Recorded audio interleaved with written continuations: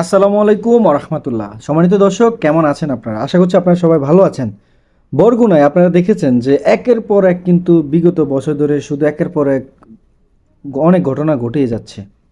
মানে জানা নেই কেন জানি এই বরগুনায় যত অঘটনাগুলো ঘটে।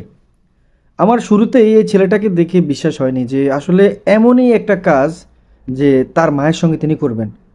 দর্শক, এই যে স্ক্রিনে দেখতে পাচ্ছেন যে ছেলেটি, এই ছেলেটিকে নিয়ে অনেক কথাবার্তা হয়েছিল যে সে নাকি তার মাকে দুনিয়ার মায়া ত্যাগ করতে বাধ্য করেছে। না, শুরুতেই আসলে তাকে দেখে কিন্তু এমনটা মনে হয়নি, সত্যি কথা যেটা। মানে একটা ছেলে তার মায়ের সাথে এমন নির্মম কাজ করতে পারে, প্রথম কথাটা ছিল এটা। তারপরেও তাকে যেভাবে গণমাধ্যমে যেভাবে তাকে নিয়ে আপনার সোশ্যাল মিডিয়াতে কথাবার্তা চলছে, তার প্রেমিকার জন্য, হাত খরচের জন্য সে নাকি তার নিজের মাকে এভাবে দুনিয়ার মায়া ত্যাগ করে তারপরে ডিপ ফ্রিজে রেখে দিয়েছে।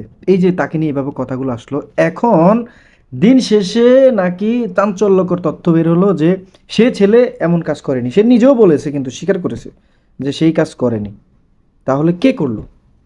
যে চাঞ্চল্যকর তথ্য আসলো, এখানে নাকি বললে আপনার ভাড়ায় বাসা ভাড়া থাকতো, বাসা ভাড়া থাকতো তাদের সঙ্গে এমন 3 সদস্য আছে, তাদের সঙ্গে যারা বাসা ভাড়া থাকতো তারা নাকি এমন কাজ ঘটাইছে, যেটা আমাদের আইন শৃঙ্খলা বাহিনী তারা তথ্য প্রকাশ করেছেন। যাক, আলহামদুলিল্লাহ। আসলে এটা প্রথমত হচ্ছে বিশ্বাসযোগ্য হবে না, কেননা আপনি যত কথাই বলেন, মা তো মাই, বাবা তো বাবাই, তাই না?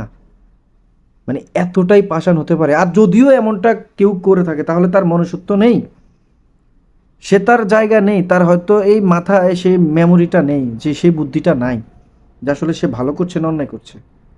আপনি কখনো দেখেছেন যে সন্তান তার মাকে তার বাবাকে এইভাবে পাঠিয়ে দিচ্ছে? তার সেই মেধা শক্তিটা তার জায়গায় নেই, অন্য লেভেলের তিনি। হতে পারে মাথায় কোনো সমস্যা আছে, তা নাহলে এমন আপনার এমন নির্যাতনের কাজ করতে পারে? কখনো কি দেখেছেন? হয়, এমন হয়, ঘটনা হয়, কিন্তু সত্যিকার অর্থে যারা সুস্থ মস্তিষ্কের একটা মানুষ, তারা কখনোই এই ধরনের কাজ করতে পারে না। পারে বলেন? পারে না।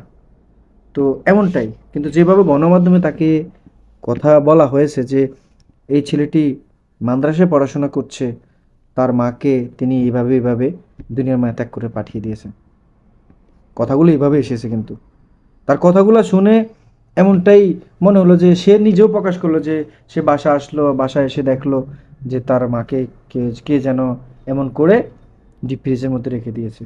তারপরে সিসিটিভি ফুটেজ চেক করলো, তারপরে দেখলো যে না, তার কথার সাথে কোনো মিল পাচ্ছে না। তারপরে তাকে জিজ্ঞাসাবাদ করলো, তারপরে এইভাবে কথাগুলো মানে তুলে ধরা হলো। দিন শেষে এখন কি আসলো যে না, সে তার মাকে দুনিয়ার মায়া ত্যাগ করায়নি, অন্যরা দুনিয়ার মায়া ত্যাগ করাইছে।